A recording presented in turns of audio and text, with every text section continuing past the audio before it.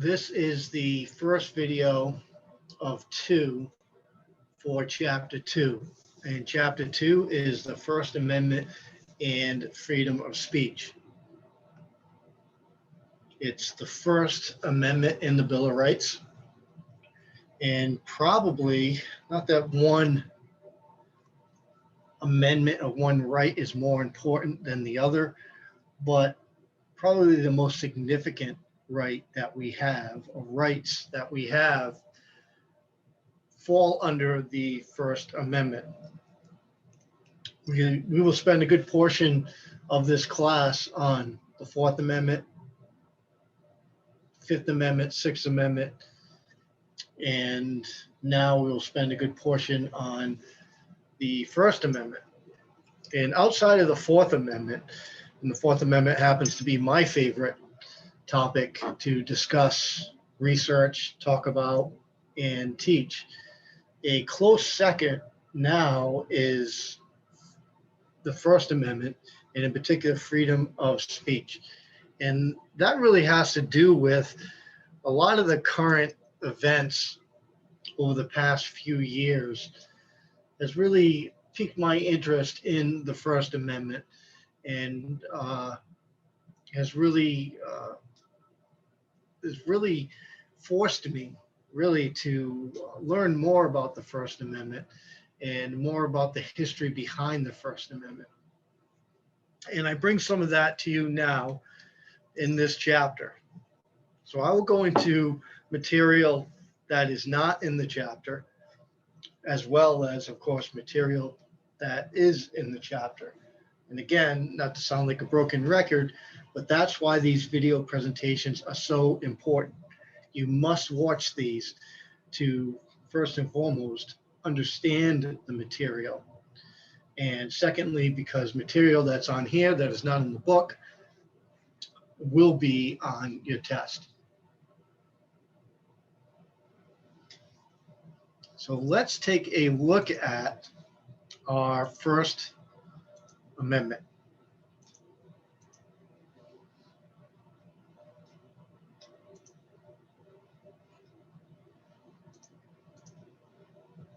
And what is it? What rights does the First Amendment guarantee and protect?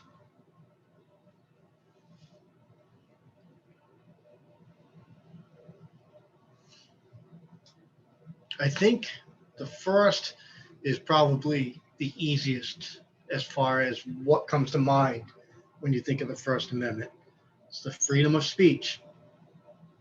But there are other protections that come from the First Amendment, and freedom of press, freedom of religion, and freedom of assembly. So the last three are rights that are guaranteed under the First Amendment. But we are going to concentrate on the first freedom of speech, the first right that you see there. We just don't have time to go over all the rights that are guaranteed in the First Amendment.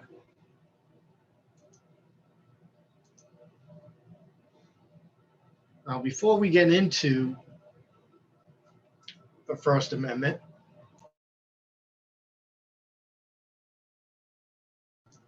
I'd like to talk first about rights, about our rights. And being a police officer, retired now, but I was a police officer for many years, decades, 30 years. I always heard come from people's mouth, I know what my rights are. I know what my rights are. And it seems like everyone, or a good portion of people, say or think they know what their rights are. And that's fantastic, to know what your rights are. You should know what your rights are. Shame on you if you don't know what your rights are. However, what comes along with our rights are responsibilities. We can never forget what we gave up to have these rights, the sacrifices that our forefathers made, giving their lives, loss of family members, loved ones so that we could have these rights. So because we have these rights, there's responsibility that comes with those rights. And that's where I think a lot of people are missing.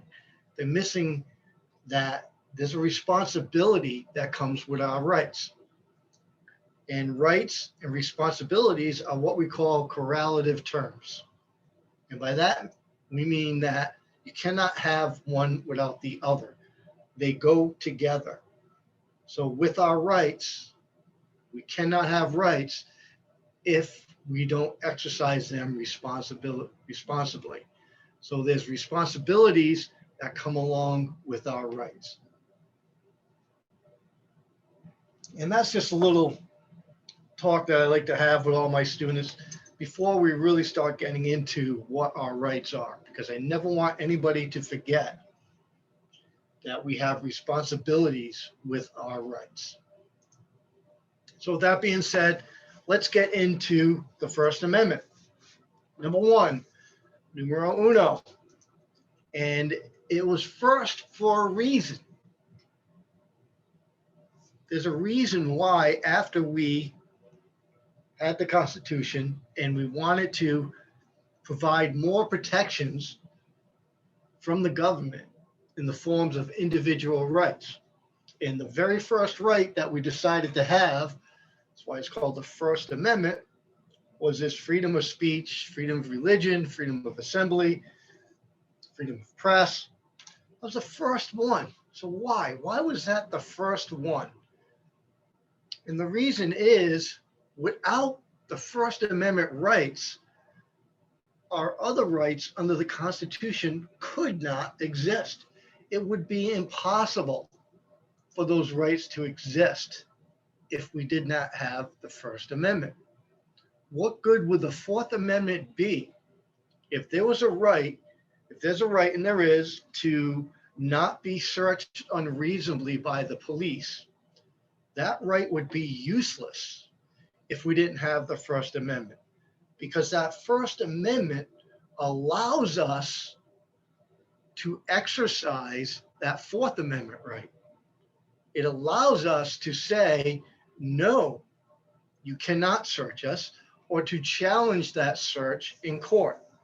And that's true with every right that we have. It would be useless if we did not have the First Amendment, that freedom of speech.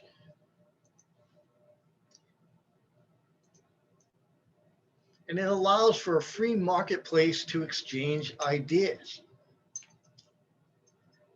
When we are free to speak our minds, that allows us to exchange ideas. And this is crucial to allow citizens to govern the government. Let's not forget what we learned in chapter 1. The overall theme was the fear of a all too powerful government. We did not want that. We went through great measures, great steps in our Constitution to prevent that from happening. And the First Amendment is also one of those steps we took, because that allows us, because we have the right to speak out against our government, that allows us to govern our government. Not every country has that right. We have, it's a luxury for us, because go to Russia, go to Cuba and speak out against that government and see what happens. You can't do it. In this country, not only can you do it, it's encouraged. And it's the reason why we have the First Amendment.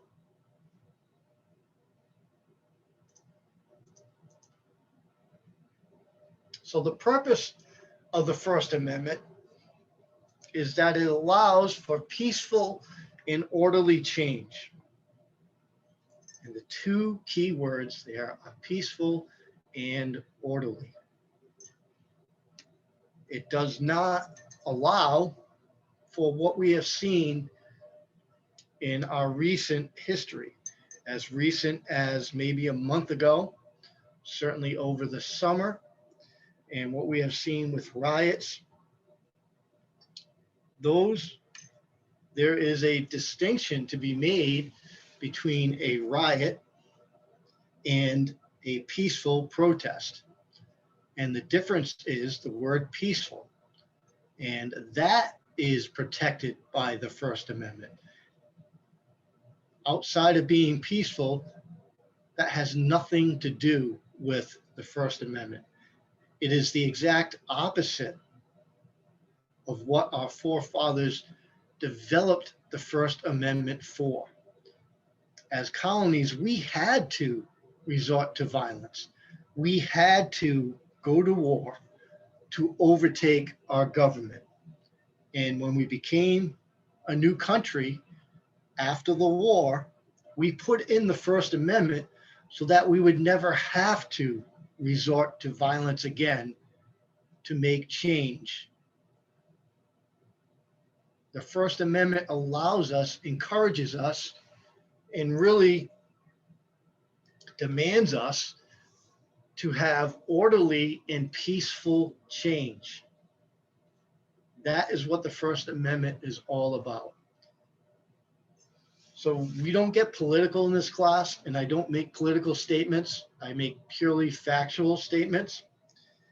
And whether it was the attempted overthrow of the government on January 6th or the riots over the summer, which both have opposing political themes to them, doesn't matter to me. I don't care what your political theme is, but both of them are inexcusable and not protected under the First Amendment and are diametrically opposed to the First Amendment and what our forefathers wanted and the avenue that the First Amendment provides for change.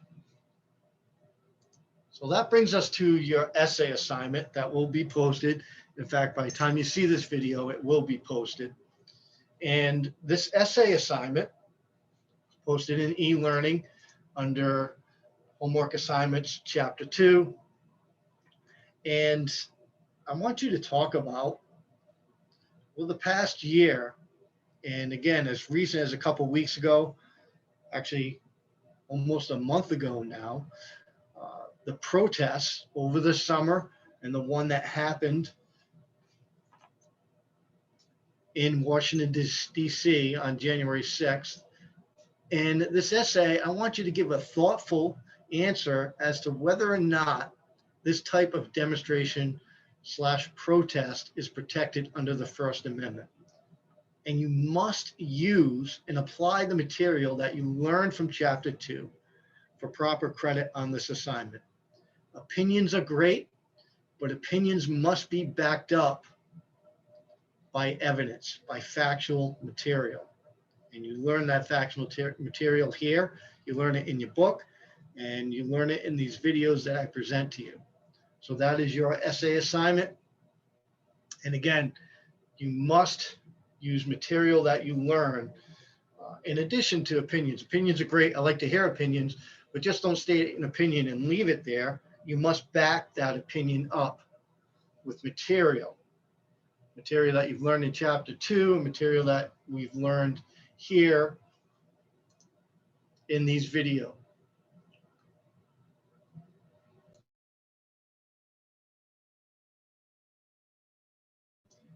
So freedom of speech, out of the rights that the First Amendment guarantees, we are going to concentrate on freedom of speech. It's not that those rights are any less important. It's just that, the book really only talks about freedom of speech, and that's all we have time for, quite frankly. We are limited on time. So we will delve into the world of freedom of speech and the meaning of speech. And what does speech mean under the First Amendment? We all know the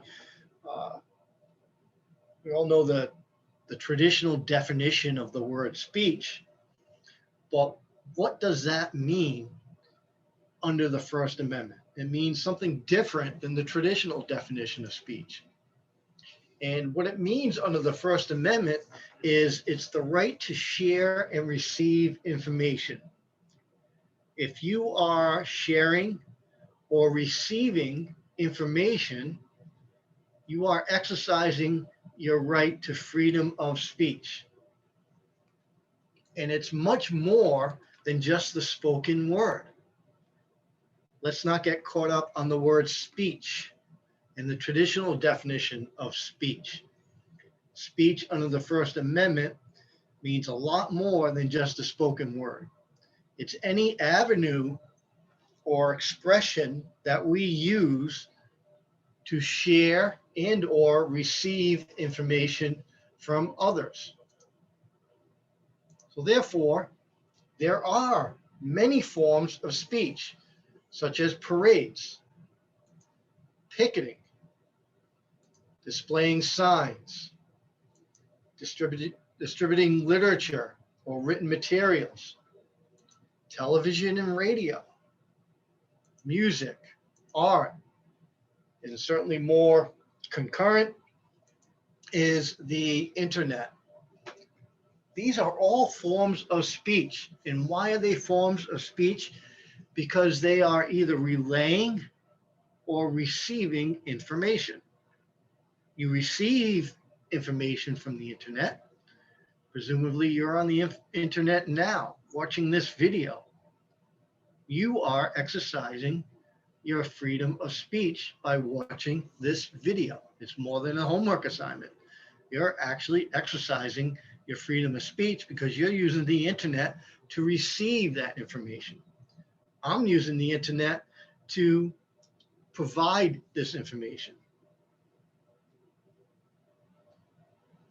So I'm sharing this information with you over the internet. So I am exercising my form of speech. And this is true with all these forms of speech that we have. In addition to those forms of speech, we also have the right not to speak. So speech under the First Amendment includes your right not to speak.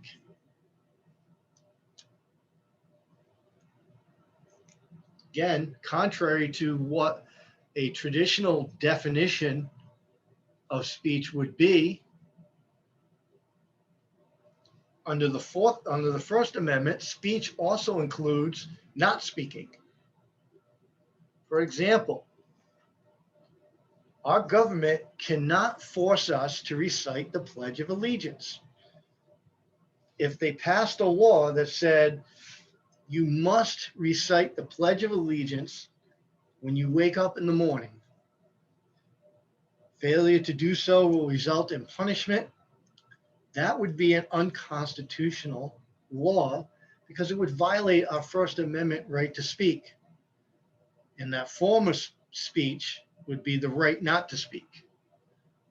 Our government cannot force us into loyalty. That's a choice, whether we want to be loyal to our government or not and recite the Pledge of Allegiance. So the government can't force us to do things like that. And that's what we mean by the right not to speak. We also have what's called symbolic speech. I'm going to get into that in a little bit in detail, what symbolic speech is. And for now, the definition is actions without any words being conveyed that is intended to communicate a message. So you can see again, speech, under this definition of speech, under the First Amendment, we don't have to say anything, but we are still conveying a message by our actions. And one of the more relevant ones, or contemporary ones, is when the NFL players were not standing for the national anthem. Why were they doing that? Why were they refusing to stand for the national anthem? And again, we're not going to get political in this class. At least I'm not. I'm just merely talking, why were they doing this? I'm not making a comment whether it was right or wrong. I just want to know from you and get your brains thinking, why were they doing that? Why were they refusing to stand for the national anthem? And the reason they were doing that is in protest of what they see as inequality for minorities in this country. And that was them making a stand and protesting against the government. And they didn't say a word. It was their actions, and their actions of taking a knee or refusing to stand when the national anthem was playing. That was a form of speech because it was relaying a message, and the message was, we feel that there is inequality with minorities in this country and the way they are being treated. So what's the difference here? I just got through telling you that the government can't force us to do this, to say the Pledge of Allegiance. In a public school, when I went to school many years ago, we used to say the Pledge of Allegiance, and they stopped doing that for political reasons. But what if a public school said, you must stand and recite the Pledge of Allegiance? If you don't, you'll be suspended from school. They can't do that. Public school is a form of government. It falls under a government institution. So that government institution, school, cannot force kids to say the Pledge of Allegiance. But why can this be enforced? Why can the NFL say to its players, hey, if you don't stand for the national anthem, you're not going to play for us. We're either going to suspend you for that game or suspend you for X number of games, or we're going to kick you off the team. Or the NFL itself may say, if you don't stand for the national anthem, you're not going to be allowed to play in this league. What's the difference? What's the difference between scenario number one, forcing kids to recite the Pledge of Allegiance, and scenario number two, forcing NFL players to stand for the national anthem? The difference is that in scenario one, a public school is a form of a state government. And in scenario number two, the NFL is a private institution. The First Amendment only applies to the government. A private person or a private entity cannot violate your First Amendment rights. So if somebody prohibits you, if a private citizen prohibits you from speaking or prohibits you from conveying your message, such as taking a knee, they're not violating your First Amendment rights. Because our Constitution and the Bill of Rights in particular only protect us from the government. It is impossible for a purely private citizen or private institution to violate our constitutional rights. And the First Amendment is no exception. And that is the difference between these two scenarios. The first is the school is a public school, so it's a government institution. So the government can't force you to to recite the Pledge of Allegiance. The NFL is a private institution, and they can have their own private rules. And one of their rules, no matter how distasteful one may find it, they can have a rule that says either you stand for the national anthem or you don't play in this league.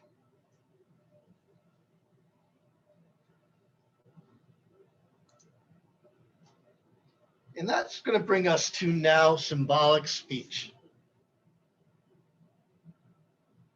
And in order to understand symbolic speech and where it is today, I want you to come back in history with me for a couple minutes, because this is where symbolic speech started. I'm going to take you back now to the 1960s. And the 1960s was a time of change in this country. Now, over the past year, we've seen a lot of change in this country, and it was similar in the 1960s, but it was more prevalent in the 1960s, and it was newer in the 1960s. We had never seen the movement that we saw in the 1960s and early 70s. We've never seen that before. And the reason for that movement and the reason for change, that change was made, was because of the Vietnam War. The Vietnam War was an unpopular war from the early to mid 60s to the early 70s. It was a war that really divided us down our political beliefs.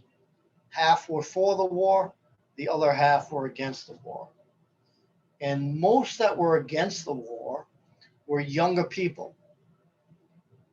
Younger people tend to be more liberal and have more ideology than older people, at least a different ideology. And younger people were certainly subject to going to war. They were subject to being drafted and fighting in the war. And we were losing a lot of young men over in Vietnam. And we started protesting against it. In the 60s, there were many, many demonstrations on college campuses and even in public parks. There were demonstrations all over the country against the Vietnam War. Now, some of these demonstrations did turn violent, and actually very violent. But in any case, just like the demonstrations over the summer, they started out peaceful, and but for a few, turned it into something violent, something it was designed not to be. So this first video is going to just kind of give you a flavor of what was going on in this country in the 60s with the Vietnam War.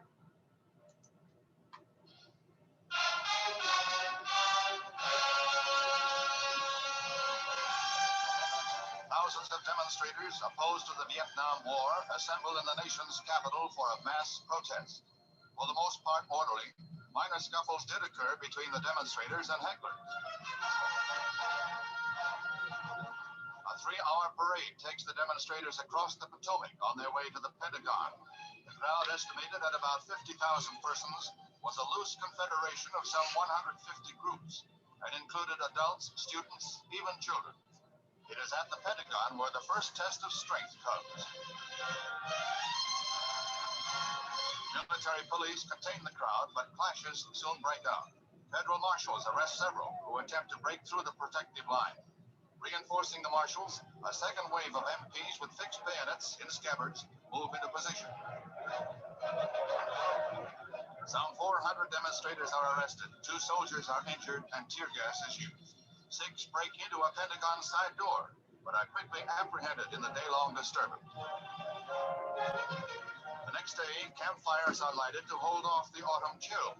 The same weekend saw nationwide demonstrations supporting American GIs in Vietnam. The Pentagon protest was less violent in its second day of sitting in.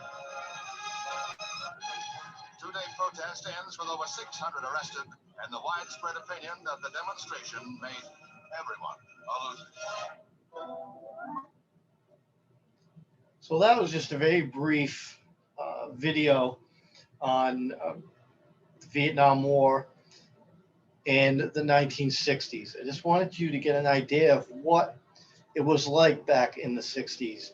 And Vietnam was the hottest topic, and it was a very volatile time in this country. And it went on for many years. It seemed like the demonstrations got more and more violent as time went on, just purely because there were so many people that felt like, had a very strong belief that we had no business fighting a war in Vietnam.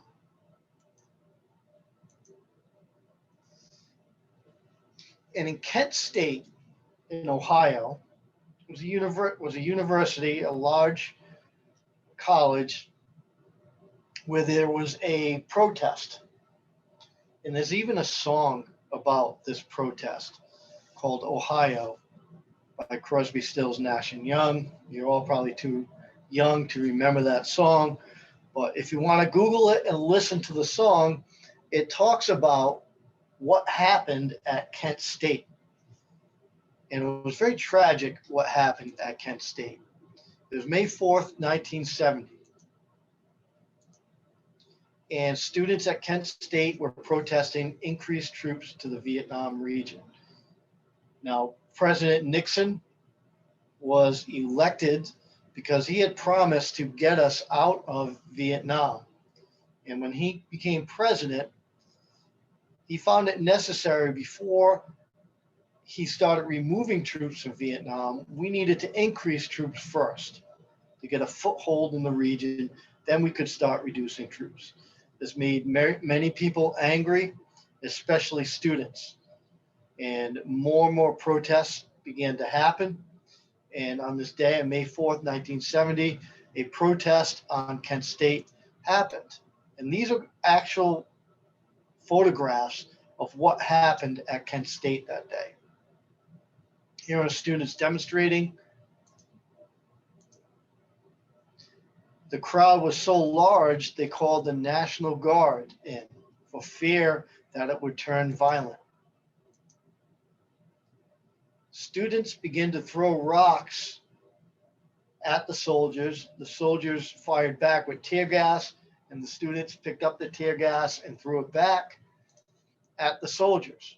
Again, actual pictures.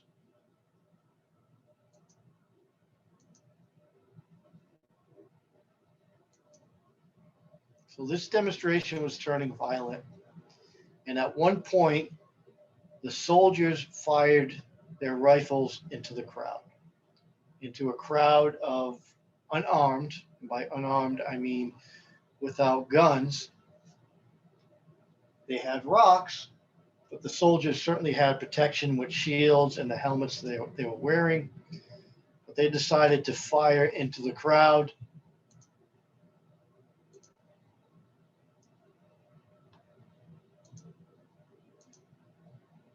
"67 bullets were fired in 13 seconds. Tragically, 4 people died. And the song, if you listen to the song Ohio, it will say, four dead in Ohio. And 9 others were wounded. Actual photographs of the wounded and the dead at Kent State. And the reason why I am telling you about Kent State was, again, I want you to understand the movement. Whether you agree with it or not, to me, is irrelevant. You just need to understand it. You need to understand the environment at the time. And in the 60s, the Supreme Court was making a lot of landmark decisions. They were changing the way the police and the government did business. And we'll spend a great deal of time of that in chapters 3, 4, and actually the rest of the semester. We're going to read a lot of cases that were from the 60s, landmark cases that just changed police work altogether.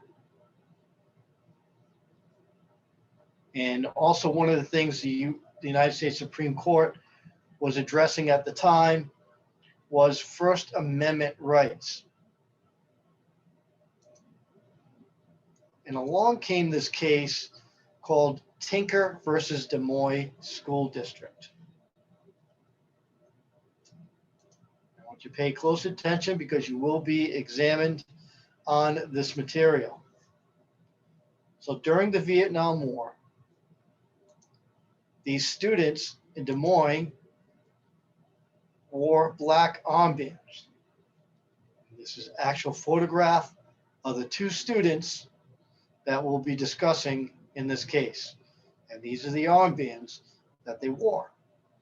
And they wore the armbands to protest the Vietnam War.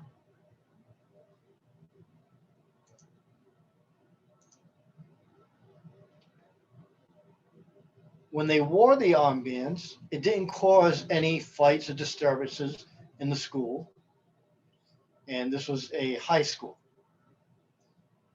But some students took offense to it. Now, again, at the time, half the country was against the Vietnam War, the other half of the country supported the Vietnam War. And just as a side note, when our soldiers returned from Vietnam, they were treated much differently than soldiers are treated today when they return home. When soldiers returned from the Vietnam War, they were spit on, they were called names, they were attacked. They were not given the homecoming welcome that soldiers today receive and certainly deserve. And those soldiers certainly deserved the homecoming that our soldiers today get. They did not deserve the homecoming that they got at the time, including being called names and being spit on when they returned home. In either case, back to Tinker, they wore these armbands and it didn't cause any fights or disturbances, but some students said, hey, we don't like that. We find that offensive. So the administration of the school told the students to take the armbands off. And if you don't take the armbands off, you're going to be suspended. Two students, the two that we just saw, refused to take the armbands off, and as a result, they were suspended. So now this was a public school, so it was the government taking action against these students. And they were taking action because these students refused to take their armbands off. So the first thing that the Supreme Court and the students appealed their suspensions, they took it to court, and eventually the US Supreme Court heard this case. And the first thing the court had to decide was this speech? Was what these students were doing, is that a form of speech? And if it is speech, is it protected under the First Amendment? And this was the first, what we call symbolic speech case. The US Supreme Court said, yes, this is speech. Even though they didn't say anything, the wearing of the armbands was a symbol of their protest against the Vietnam War. Therefore, it was speech. They were conveying a message. It was a symbolic message. They weren't saying anything, but the wearing of the armbands was what we call symbolic speech. And the court said that because it was symbolic speech, their right to freedom of speech was violated when the school / the government prohibited them from wearing the armbands in protest of the Vietnam War. The court ruled that they had a right to freedom of speech, and that speech was symbolic speech. They had a right to protest the war by wearing of their armbands. And this was a huge decision at the time. Again, putting it in context of what was going on at the time, the environment, and that something like this had never been decided before the Supreme Court. So let's talk about some what about and what ifs. What about those students who were offended? Now, we also talked about, there was no violence, and we'll get that to that in a minute. But what about those students who complained and said, that offends me. I am for the war. And them wearing those armbands, that offends me. Doesn't that mean anything? Doesn't that give the government some teeth to be able to prohibit the wearing of the armbands, to be able to restrict First Amendment rights if somebody's offended by that speech? Doesn't that mean anything? And in short, no. Is being offended enough reason to prevent somebody else from their free speech or their expression? The answer to that, as we're going to learn, is no. Being offended is not enough.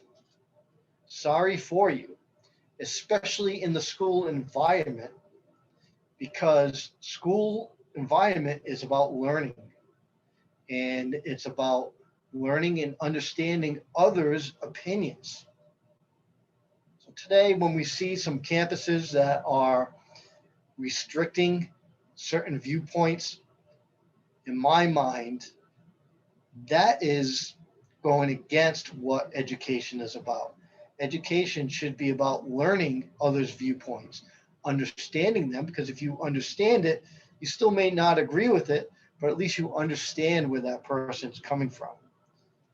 And that's why sometimes what somebody says may be offensive, but I'm sorry it's offensive to you.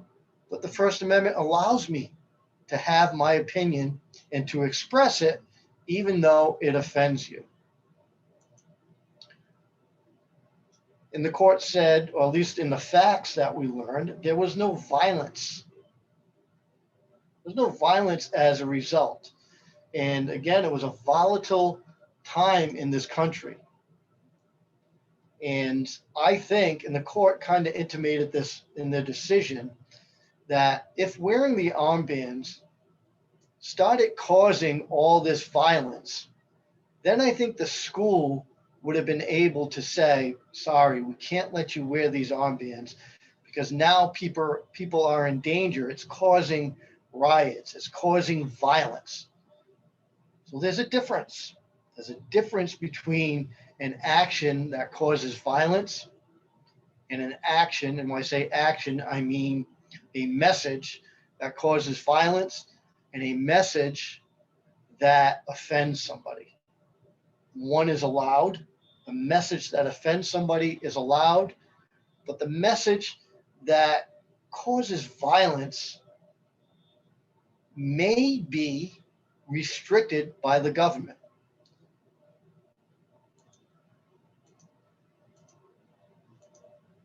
And the First Amendment is designed to protect offensiveness. And this is hard for some people to get over. But it's the very first thing you must really, it's the first concept you really need to grasp when it comes to the First Amendment.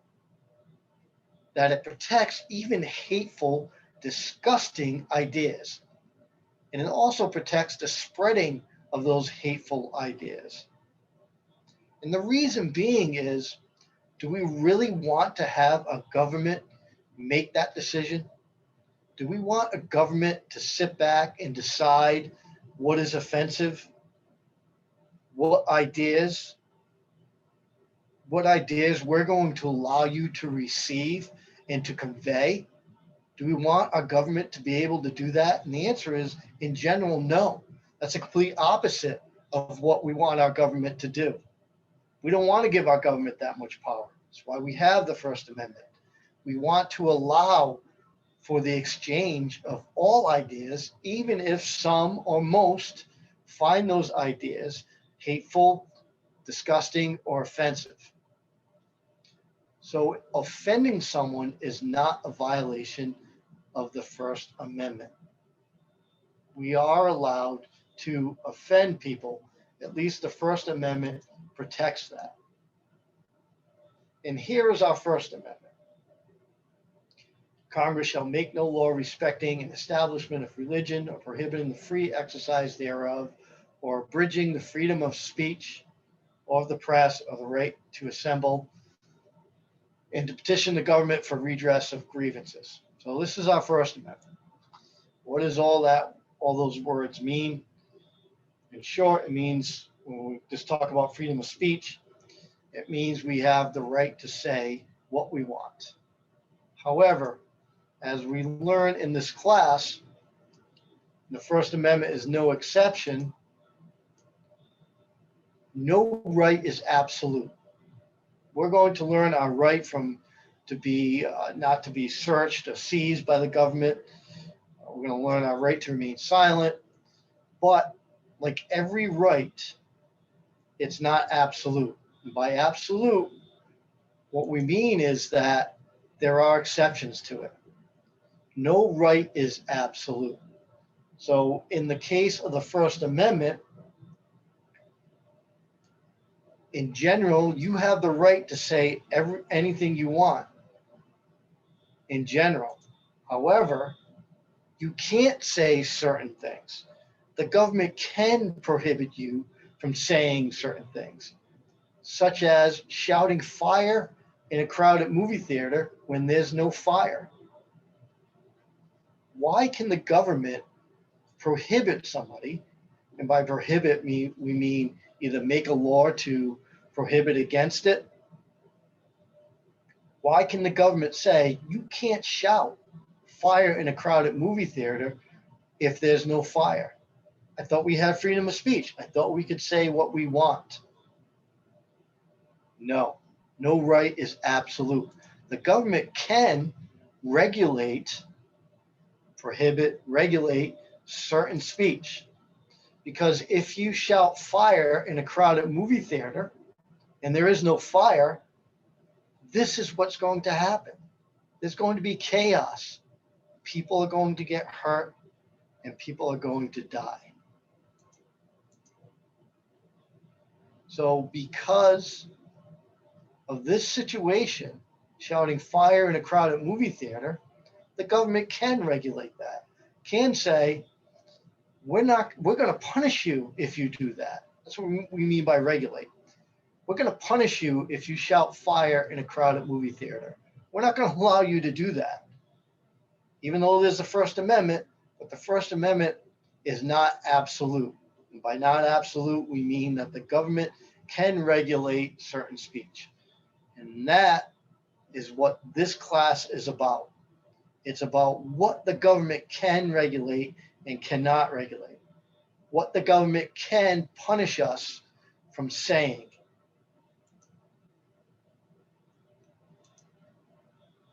So although we have the right to freedom of speech under the First Amendment, there are times when the government can restrict that right. There are times. There's not a lot. There's not a lot, but there are times. And there are two ways the government can regulate speech. First of all, they can regulate the message itself, meaning they're going to prohibit what you say. We don't like the content of that message. The message you are relaying, we don't like, and we're going to regulate that. And the second way is conduct that's associated with the message. And conduct that's associated with the message, the government is saying, we're not regulating you because of what you're saying. We're regulating you because of what you're doing, your conduct. Even though there's a message associated with the conduct, it's not the message we're concerned with. It's your conduct that we are punishing or prohibiting. And out of the two, number two is easier for the government to do. And number one, the message itself, it's more difficult for the government to regulate the message, to regulate what we are saying. It's much more difficult for them to do that. They can do it, and there are certain times when they can do it, regulate the message. We already learned very quickly the message of shouting fire in a crowded movie theater when there's no fire, that message can be regulated. Well, the first thing we're going to look at is punishing the message.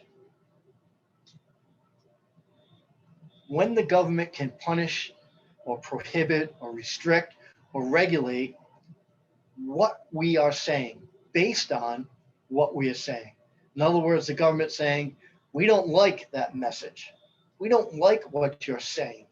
Because we don't like what you're saying, we're going to punish you if you say it. Now that may sound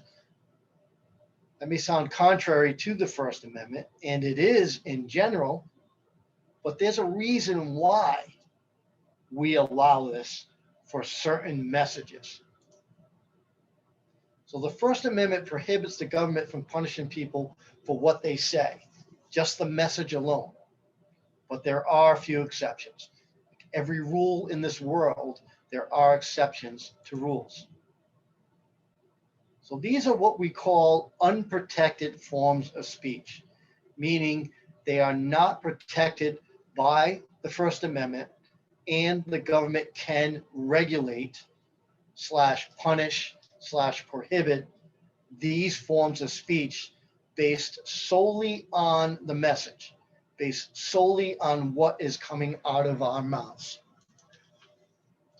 And the first is pornography or obscenity. The government can regulate that. The next is child pornography. And we're going to go over each one of these individually. Fighting words, threats, and incitement to commit a crime. These are unprotected forms of speech. Again, that means that these forms of speech, and again, these are speech as defined under the First Amendment because they're conveying a message. It's the message that they are conveying that's not protected, that the government can regulate that. And we'll go into why and each one individually now.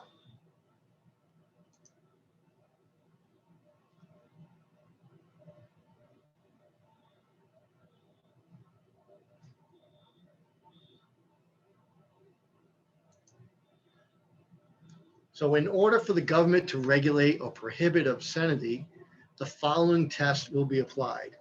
Now, I told you this last semester, and now we're really going to get into it, is there are a bunch of tests that you must learn. And by test, I don't mean exams that I'm going to be giving you, but rather tests to determine whether a government action was proper or not.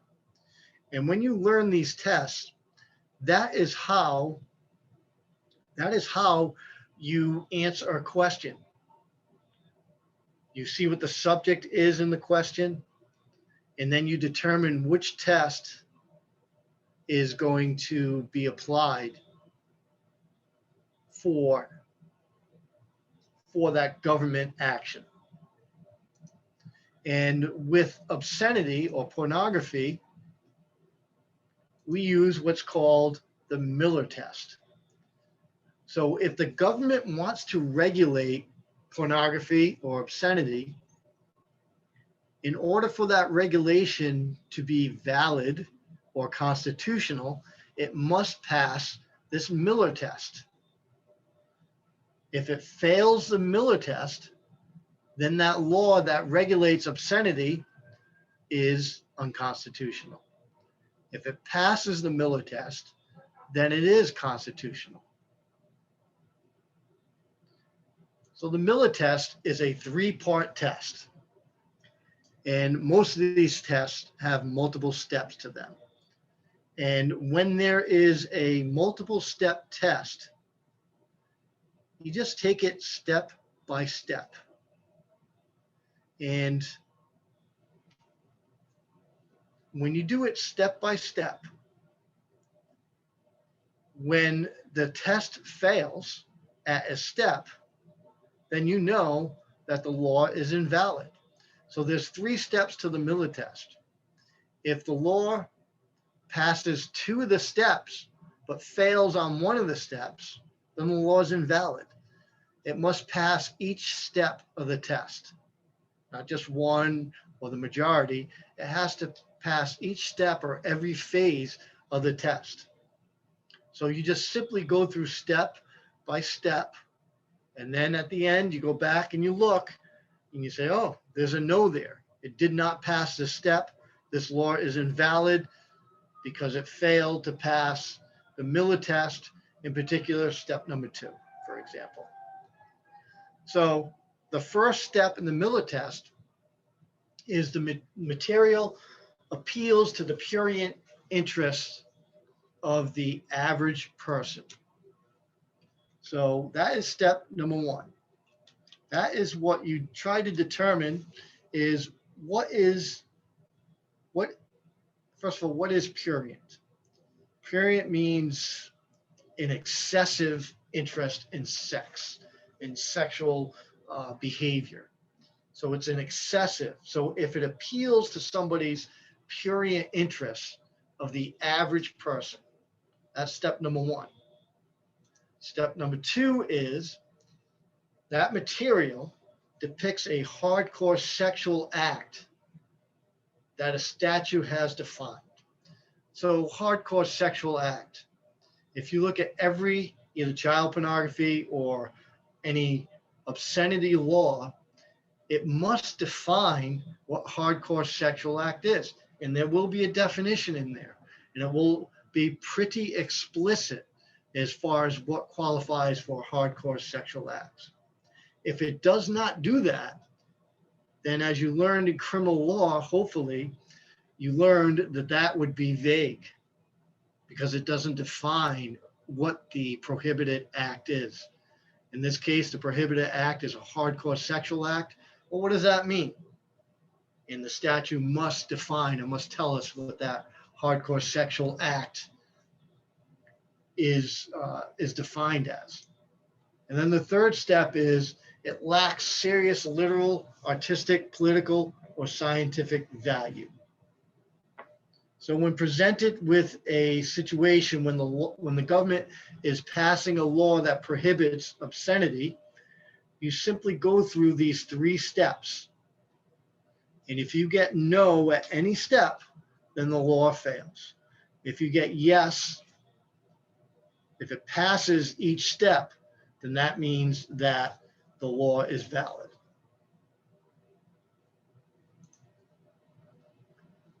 When it comes to minors, things start to change a little bit when they come to minors.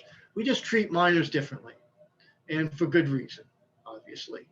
The minors don't have the maturity, the mindset, the culpability, or the understanding that adults have merely because they're minors. They haven't lived long enough, their brains are not fully developed. So when it comes to minors, it's treated differently. And if we're going to sell obscene material to minors, the government can prohibit that. And we use the Miller test, but we use it for minors. So there's a Miller test for minors. It's the same exact test as the regular Miller test, except for the first step, the first prong. The first prong, we take out the average person and we put in from the perspective of a minor.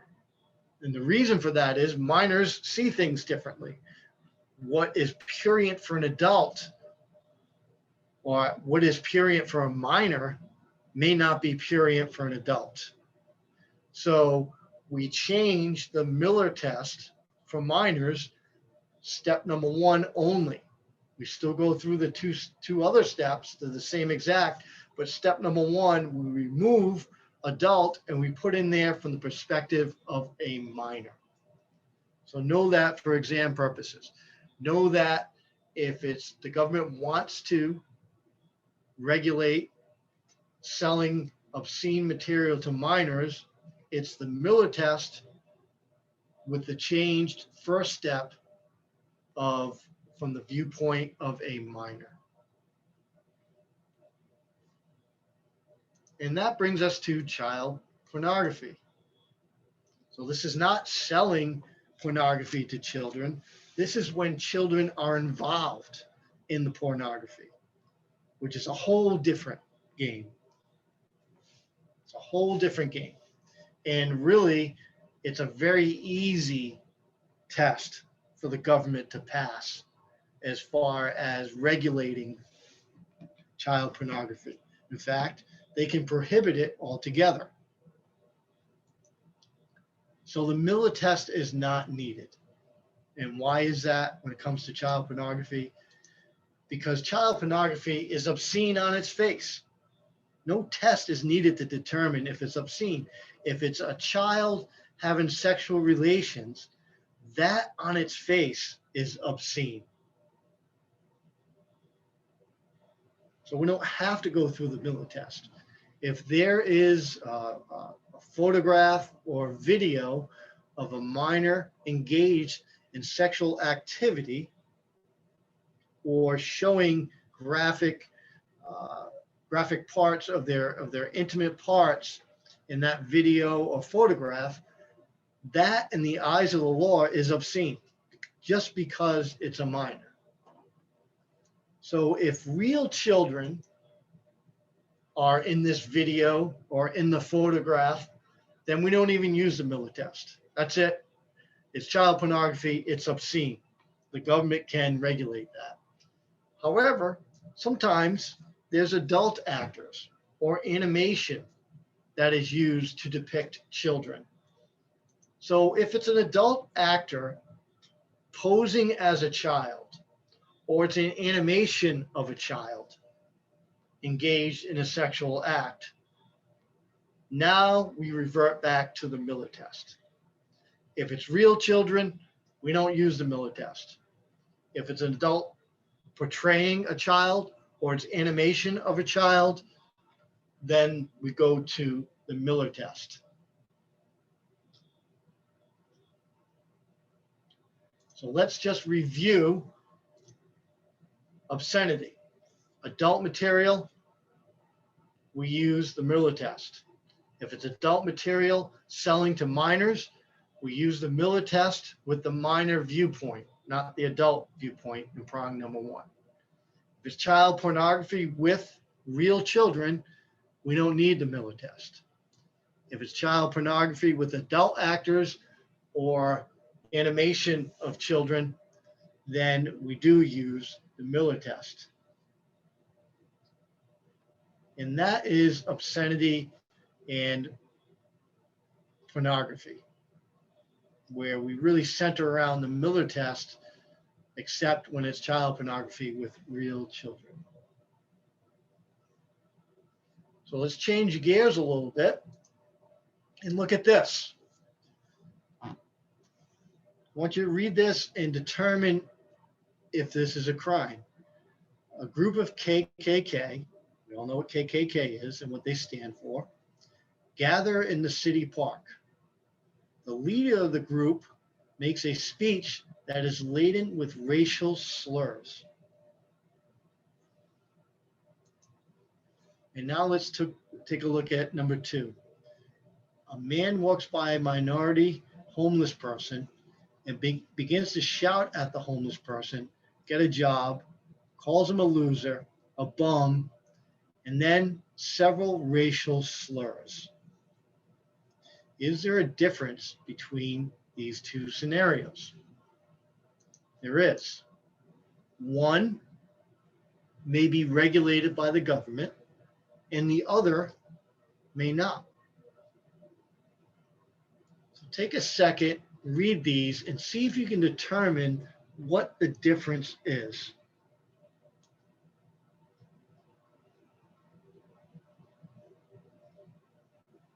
The difference is, in the second scenario, the man is directing those words, the racial slurs especially, is directing them at the person. In the first scenario, the group, the leader of the group, is not directing those racial slurs at anybody. His speech is just full of racial slurs and calling certain groups of people these racial slurs, but he's not directing them at an individual. Therein lies the difference. The First Amendment allows for that first scenario, no matter how offensive and disgusting it may be. The First Amendment protects that. But it doesn't protect scenario number two, because scenario number two, he's directing it at a person. Those racial slurs are being directed at a person. And that is the difference. And that is what we call fighting words. So now we're getting into another category of speech that is not protected by the First Amendment, merely because of the message. The message itself, these fighting words, are not protected by the First Amendment, meaning the government can regulate these types of words. Just a little caveat, don't confuse these words with threats. We're going to get into threats in a little bit. What these words mean is that we direct them at somebody that makes that person want to do this, punch that person.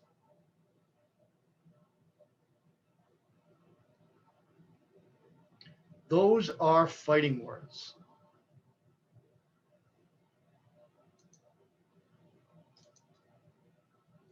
So we have a reluctance to outlaw any word. We really don't have a word out there that you can never say. I don't think we can ever have a word that we could ever not say. There could be times when we can say you can't use those words, but a law that would say you can never use this word would probably be impossible for the government to do because of the First Amendment. But the government can regulate the message at certain times. So the way someone may use a certain word may be outlawed. So fighting words, these fighting words are unprotected speech. They don't fall under the umbrella of the First Amendment. They are outside of what the First Amendment was designed for. There's no value to fighting words. There's no value to calling somebody a racial slur. So what are fighting words? They are words directed at someone that are so abusive, scathing, or insulting that they are likely to provoke an immediate violent response. So we're going to break this down. This is our definition of fighting words. And we're going to break this down to understand what does this mean. I highlighted by putting in capitals what is important, or what we're going to look for. So what does it require, first of all? Fighting words require face-to-face. Remember, they must be directed at somebody. That was the difference between those first two scenarios. One was not directing them at an individual. He was talking about a group. The difference. So fighting words require face-to-face. And these words are outlawed due to the likelihood of them causing immediate violence. So if you're not face-to-face with the person, then that means that it's probably not going to cause immediate violence because you're not face-to-face with them. And by face-to-face, doesn't literally mean your face is 6 inches in front of the other person. Face-to-face, we mean, in the area of the person, directing it at that person. And it does not have to cause actual violence, but rather it would cause a reasonable person to turn to violence. So it doesn't require, if somebody is calling me a racial slur, it doesn't require me to act violently. It just would require a reasonable person. And this term, reasonable person, I want you to get used to, because we're going to discuss it a lot throughout the semester.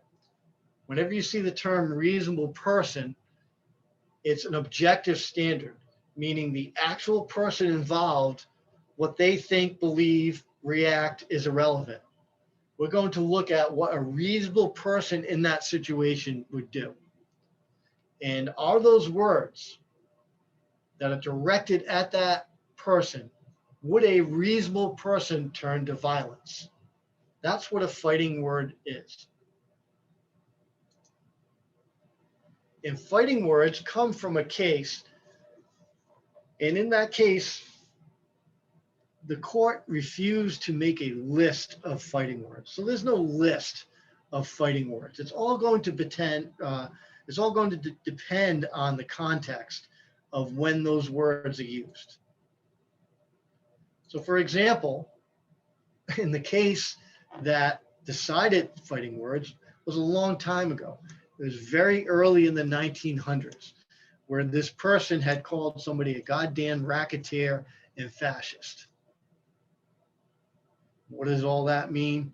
Today, it doesn't mean a whole heck of a lot. But back then, that was very, very insulting. Calling someone a goddamn racketeer and fascist in the early 1900s was extremely offensive. It was offensive to the point that the court said, those words are so offensive, they're going to probably lead a reasonable person to violence. That's how offensive those words were back then. That's how offensive certain racial slurs are today. Now, again, there's no list of racial slurs. We have to look at the whole situation to determine it. So we look at both the word or words that are used and the context in which they are used to determine if they qualify as fighting words. So if there's a statute that prohibits fighting words, we need to put into context how those words are used. So let's put into context in those first two scenarios. He wasn't directing it at anybody. But in the second scenario, he was directing it at a person. Therefore, in that context, it would qualify as fighting words. And here's the test we use. It's broken down. It's that definition that's just broken down into 3 steps. Number 1, were the words directed at somebody? Was it face-to-face? Again, not literal face-to-face, within the vicinity. Step number 1, that's what you check and see.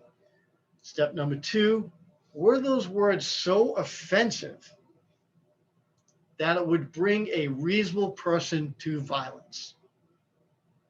This is a 3-part test to determine if the words used were fighting words. You just take it step by step. The words directed at somebody so offensive that it would bring a reasonable person to violence. Doesn't have to bring the actual person to violence, just a reasonable person to violence.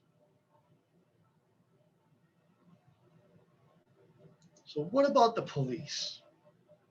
Fighting words in the police.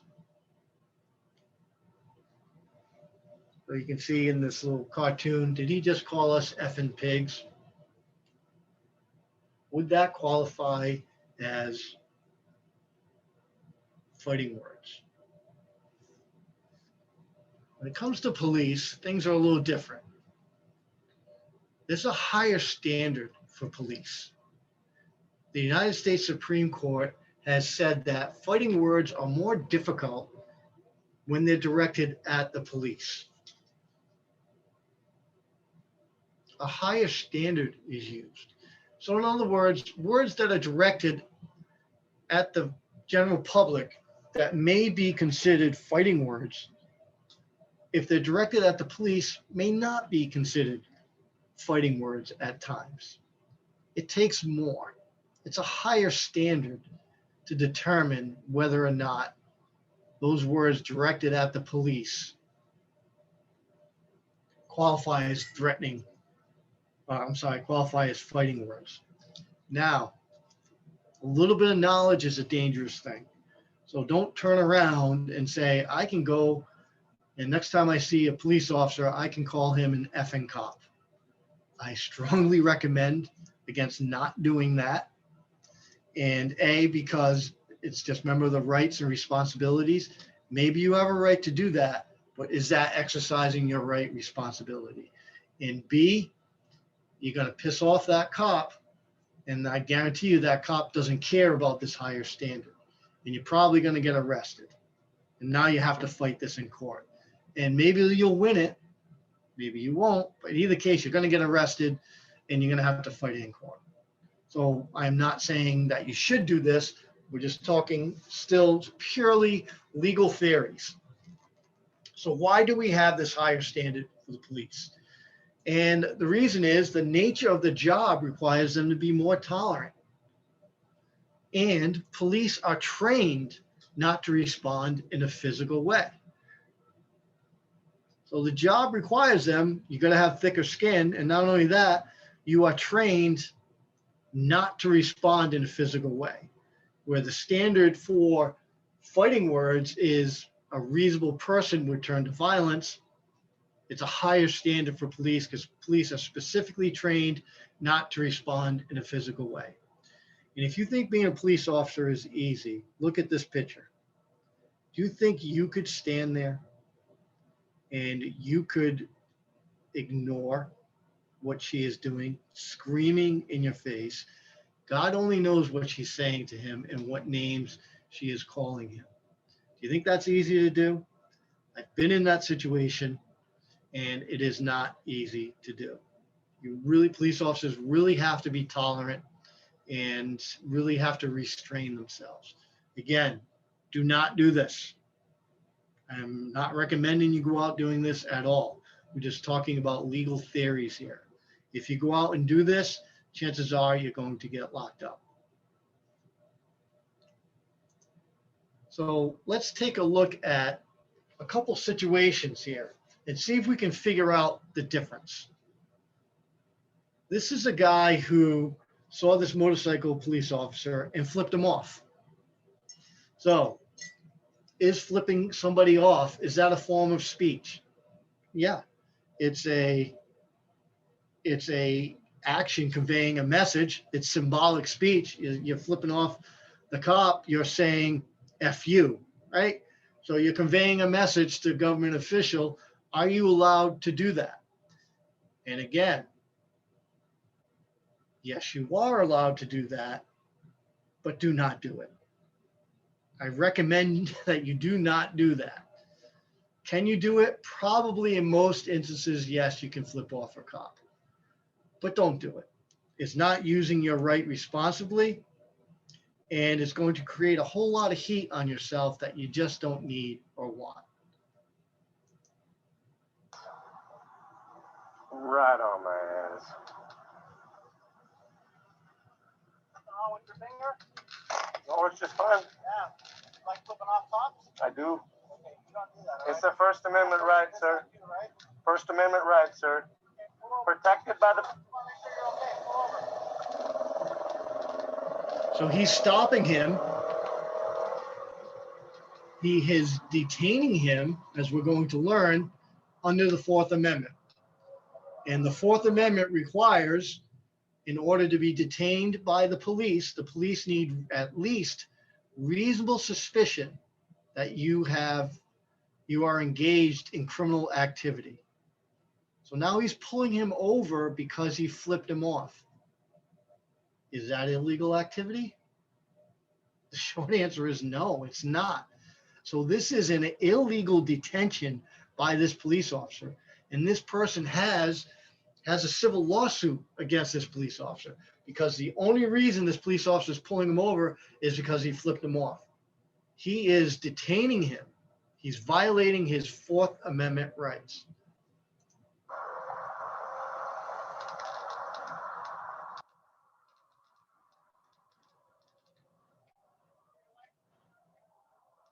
I'm going to reach into my backpack and produce that for you.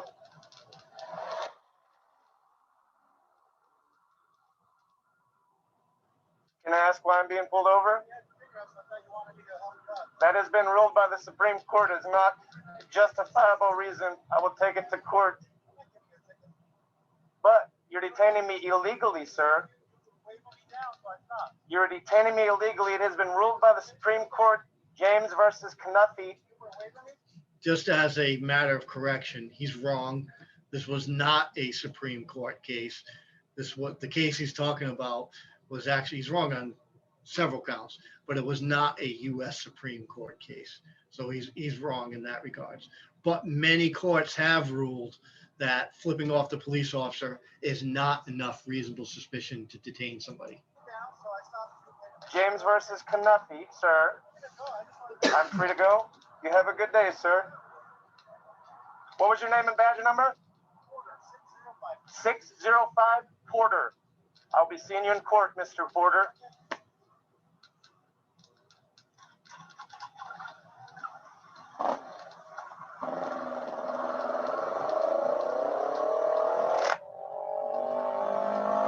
In the case Schwartz versus Johnsonville also was not a U.S. Supreme Court case. He was wrong on that. So let's digest this for a minute. Again, I want to get back to rights and responsibilities. Is it the responsible thing to do, no matter what your feelings are about the police? Is that a responsible exercise of your rights to flip them off? No, it's not.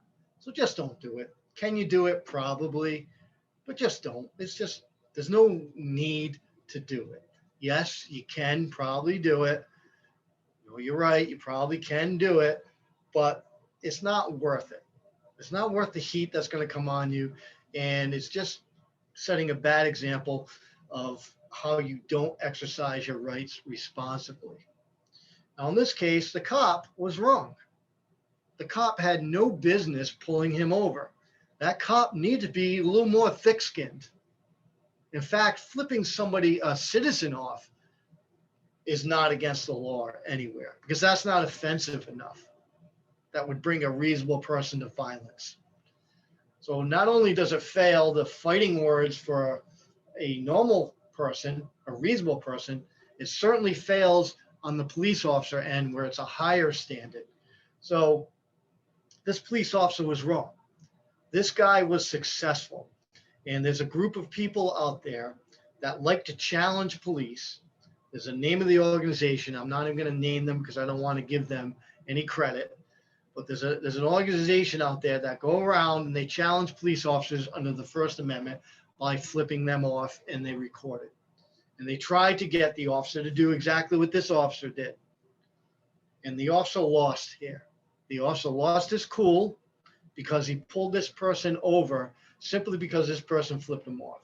Instead of being more tolerant, if it were me, I just probably would have laughed at the person and waved at them and said, "Had a good day." I certainly wouldn't have stopped and detained them because they flipped me off. And this officer fell for it. And I don't know what happened in this case, but certainly the person that was stopped and detained would have a pretty good lawsuit against this officer.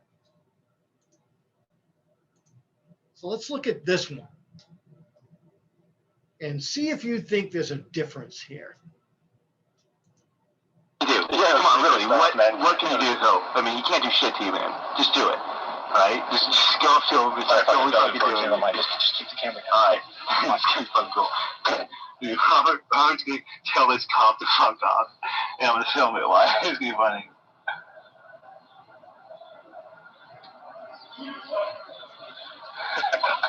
Oh shit! Oh fuck! Dude! Come on! Come on. Okay, I forgot to give the warning that there was offensive language used, vulgar language used in this.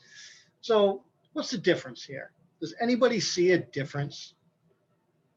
So in the first one, the cop pulled him over. And in this one, the cop takes out his nightstick and starts hitting them, hitting this guy. But what's the difference? Do you think in the second one, the officer was more justified than in the first one when he pulled him over? And in short, the answer probably is yes, believe it or not. And why? Because now we're looking beyond the message. We're looking beyond the FU he said to the police, and we're looking at this guy's conduct. And if you're a police officer walking down the street and this person gets right in front of you and starts flipping you off, I think that officer is reasonable in believing that he needs to use force against this person to protect himself. Because who else is going to charge in front of a police officer and start flipping them off, right? So here, it's the officer not using force because of really what the message itself. It's really the guy's conduct. And therein lies the difference. This guy's conduct of sticking his finger up in the officer's face would lead a reasonable person and a reasonable police officer to believe that this person is going to assault me. So I think the officer was justified in that instance, where in the first one where no force was used was not justified. Now, you are certainly free to disagree with me, but disagreeing is fine as long as you can back up your disagreement and your opinion with facts like I just did. And the fact being that many police officers are assaulted, and someone coming towards you like that, flipping you off, is a violent and tumultuous action on that guy's part, and the police officer certainly has a right to protect themselves. And then finally, let's look at video recording the police. Can you video record the police while they're doing their job? And the answer to that is yes. It's a First Amendment right. The Supreme Court has not ruled on this, but just about every lower court has ruled that yes, you have a First Amendment right to record the police. So when you see the police out there, you can take out your cell phone and start recording them. And if the police stop you from doing that, they are probably violating your First Amendment rights. And you will probably have a civil suit against them, depending on what they do. If they take the phone from you, you know, or something like that, you probably have a civil suit against them. But again, I'm going to give my caveat of, although you have a right to do it, is doing it exercising your right responsibly. And to me, it's going to depend how close you are to that police officer. And again, there's another organization out there that likes to record police, and they like to challenge police by getting close to them and seeing how close they can get to the police officer by recording them. So most courts have ruled that yes, you can videotape the police doing their job. You have a First Amendment right to do that, as long as you're not interfering with the officer. So if you want to record an officer arresting somebody and the officer tells you, please step back, step back. You have to step back, because when police arrest somebody, quite often they are assaulted from behind, or they're assaulted by that person's spouse, friend, neighbor, loved one, or just somebody who doesn't like cops will jump in there and try to stop the police from arresting that person. So police have a legal right to secure an area around them when they're conducting their business. And how far that area extends is going to depend on the situation. There's no rule as far as the amount of feet. It's all going to depend on the situation. If it's a physical confrontation where the police are arresting somebody and you get within a couple feet of them, the police are going to be able to push you back and stop you from recording them at that close distance. They can't stop you if you're across the street. If you're across the street and you're recording them, that they can't stop because you're not interfering with them. So if you're interfering with something that they need to do, a mission they need to complete, like arresting somebody, and you're sticking a cell phone in their face, that's not exercising your First Amendment right. That's interfering with the police, and they have a right to tell you to step back. And when you step back and you're outside of that danger zone, however the police have defined that danger zone, now they can't stop you. Now they do not have a right to stop you from recording. And if they do, then maybe you have a civil suit against them. So that's going to wrap it up for this session. There will be a part 2. We will pick it up from here. We're about halfway through the slides for this chapter. So you can begin at least assignment 1 for chapter 2. And then once the second video is released, you can begin assignment 2 for chapter 2. If you have any questions in the meantime, please let me know. Thank you.